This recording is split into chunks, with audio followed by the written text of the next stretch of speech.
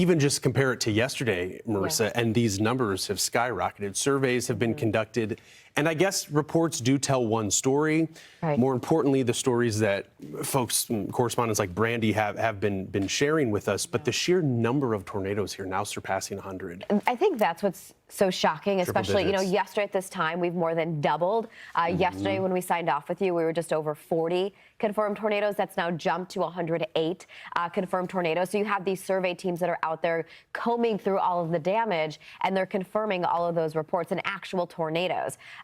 27 just confirmed in Oklahoma alone. And we talked to Brandy, who's in Sulphur, and images like the one below me, Stephen. I mean, these were pouring out of states like Oklahoma between Friday and through the weekend.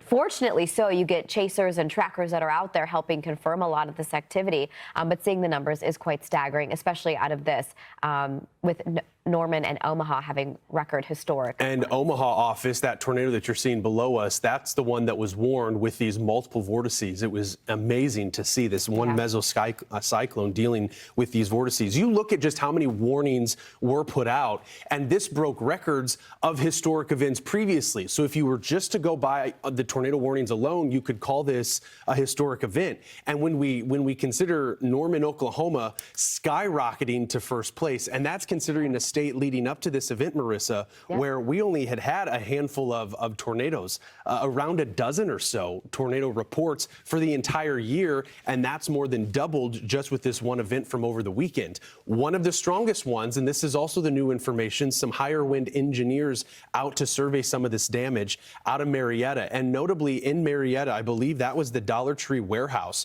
where one of the damage indicators showed EF4 damage, that warehouse where the debris was just littered throughout, but that consistent with these winds, which topped 165 miles an hour, giving it that EF4 classification. And the scary thing with Marietta, that one hit at around 11 o'clock Central Time. The path, 27 miles, as you can see. And the width is also something to talk about. 900 yards is about half a mile wide. It's surprisingly so not the widest tornado that we saw throughout the outbreak over the weekend, but this is still saying something. And the damage it caused, we certainly saw that. But to see it get upgraded with those peak winds of 170 miles per hour, that's incredibly strong. And daylight revealing the damage there below from Marietta, showing that Dollar Tree warehouse, which was, and it happening at night in the cloak of darkness.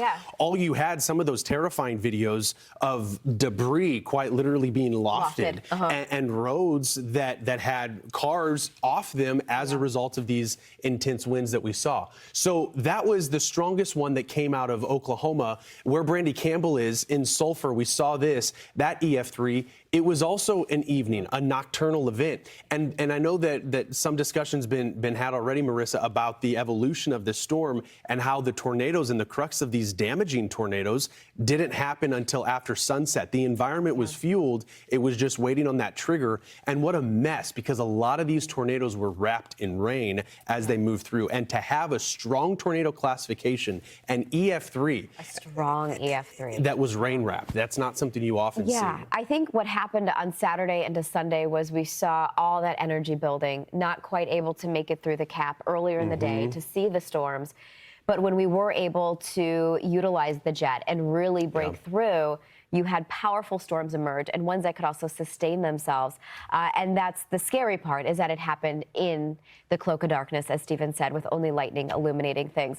You look at the bigger picture here, and you're talking about, a 2-3 day event where you had 253 total warnings and 85 confirmed warnings. So that's where we have the confirmed tornado, whether eyes were on it or it was radar confirmed. Either way, this was a huge historic event that played out across the plains. And we'll talk about in a moment, Stephen, you have more weather on the way as we enter into the month of May. In the midst of a lot of these surveys, because as we're getting those new numbers out with the number of tornadoes, we have conductions of surveys still happening.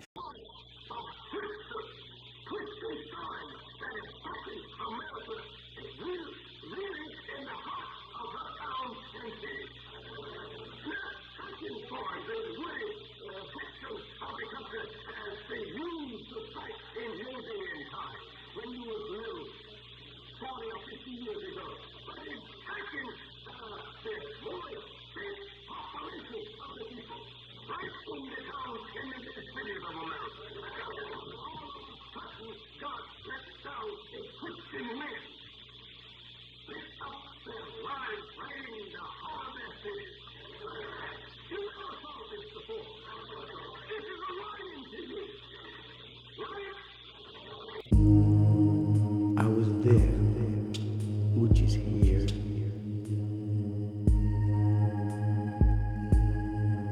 When they said, let the wind blow.